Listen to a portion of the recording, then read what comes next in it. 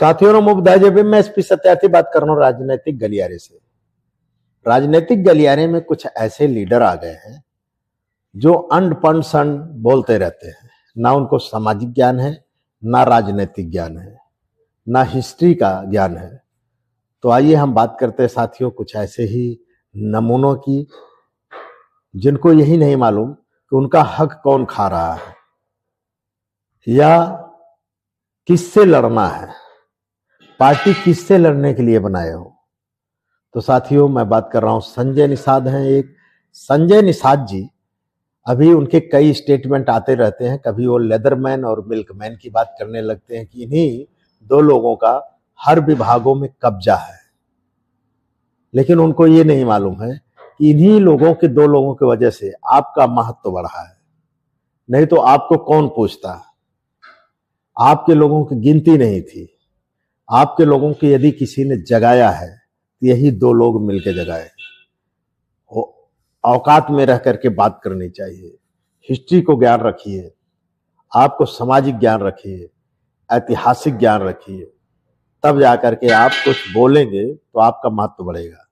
और अदरवाइज लोग आपको मूर्ख साबित करने में लग जाएंगे।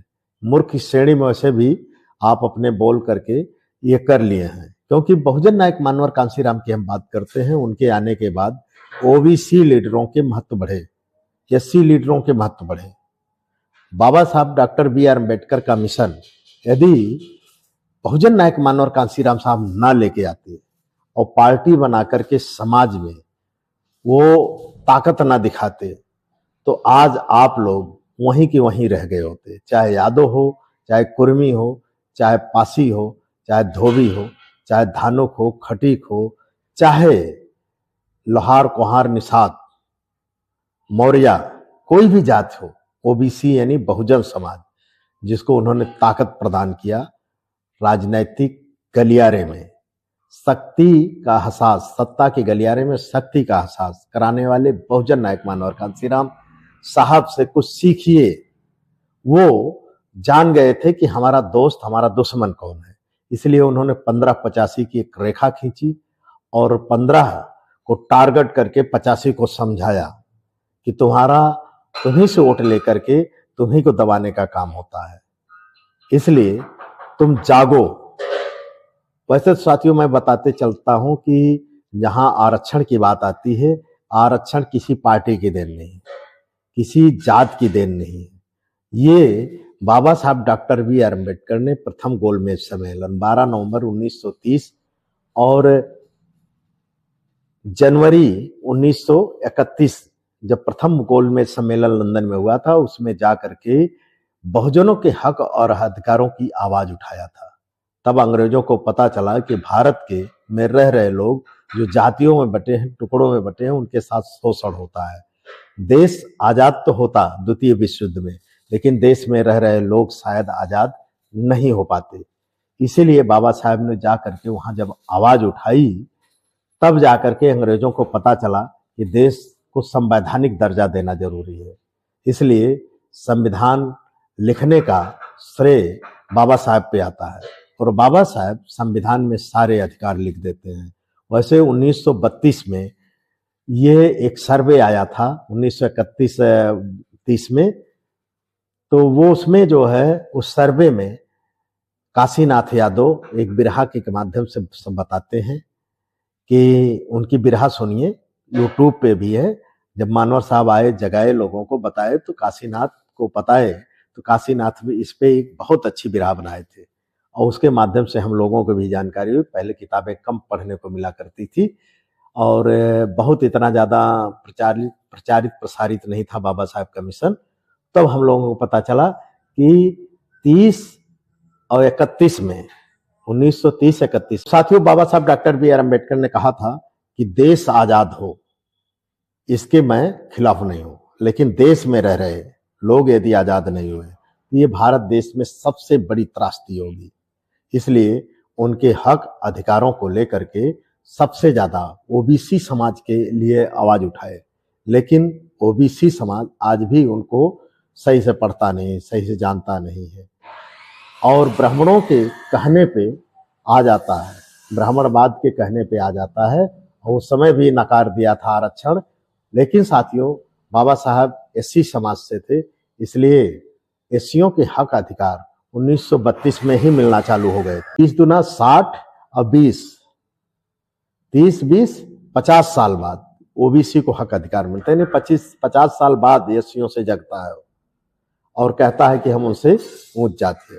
साथियों, कतई नहीं, जो जगेगा वही, उसको ही हक अधिकार मिलेगा, वो जागरूक जातियां मानी जाएगी। और बाकी तो आप जानते हैं, हम कह नहीं सकते, वैसे तो मूर्ख कहते हैं। लेकिन साथियों, अभी जो स्टेटमेंट ये दे रहे हैं, जिनका नाम है संजय निषाद, संजय निषाद को कांसीराम साहब को पढ़ना चाहिए। अपने को चेला बताते हैं कांसीराम साहब का। अपने समाज का कांसीराम बनिए, लेकिन सही रूप बताइए। ये कहते हैं कि चमार और अहिर मिलके दोनों हक खा रहे हैं, किसका? निषादों का। जबकि ऐसा नहीं है। निषाद को पढ़ाइए, शिक्षा पहले जरूरी है, और जैसे ही होगा तो आरक्षण के तहत वो भर्ती होगा। माननीय बहन जी स्पेशल कंपोनेंट के तहत हर विभागों को, हर जातियों को हक अधिकार दिया था। आरक्षण के तहत सारे विभागों में आप देख लीजिए, जितनी जिसकी संख्या भारी, उसकी उतनी हिस्सेदारी के हिसाब से उन्होंने भरा था। तो साथियों, संजय निषाद जी, आप बहुत अच्छे हैं, लेकिन अपने समाज को कांसीराम सही बनिए, झूठा कांसीराम मत बनिए, सच्चा कांसीराम बनिए। समाज को पहले पढ़ने के लिए प्रेरित करिए, उसके बाद विभागों में भर्तियां निकलती है, कौन काटता है, कौन छांटता है आपके नंबर, कौन वहां जाने से रोकता है, चमार रोकता है, यादव रोकता है या ब्राह्मण ठाकुर, इसको आप सही से बताइए। जो बहुजन समाज, बहुजन नायक मानवर कांसीराम साहब अपने समाज को ऑथेंटिक रूप में जगा के गए, उसको आप अपने समाज को बताइए, तब जाकर के आप समाज को जगा पाएंगे। आपको कार मिल जाए, पद मिल जाए, इसकी लालच में आप पड़े हैं। और मानवर साहब कार और पद के लालच में नहीं थे। उनको तो उन्होंने कहा एक ही कुर्सी देश की शक्तिशाली है, वो भी ये पीएम की। यदि मुझे देना चाहते हो तो पीएम की कुर्सी दे दो, जबकि उनको राष्ट्रपति की कुर्सी मिल रही थी। आपको राष्ट्रपति की कुर्सी मिल जाए तो आप अपने समाज को कुत्ते की तरह भौंकेंगे। लेकिन कांसीराम साहब ने कहा नहीं, मुझे राष्ट्रपति नहीं बनना, मुझे कोई ऐसा मुख्यमंत्री नहीं बनना है, मुझे अगर कुर्सी दे सकते हो तो प्रधानमंत्री की दे दो। देखो, फिर देश सोने की चिड़िया हो जाएगा। लेकिन दुर्भाग्य इस देश का ओबीसी समाज नहीं समझता है, एससी में भी बहुत से ऐसे एससी समाज नहीं समझते हैं। यदि डॉक्टर अंबेडकर का मिशन, बहुजन नायक मानवर कांसीराम महापुरुषों, बहुजन महापुरुषों का मिशन सब लोग समझ जाएं, तो इस देश पे वास्तव में राज हो, फिर सम्राट अशोक का राज लौट आएगा, सोने की चिड़िया फिर भारत बनेगा। तो साथियों, आपको हमारी वीडियो अच्छी लगी हो तो लाइक, शेयर, कमेंट। यदि आप यूट्यूब पे देख रहे हैं तो सब्सक्राइब कर लीजिएगा। नमो बुद्धाय, जय भीम।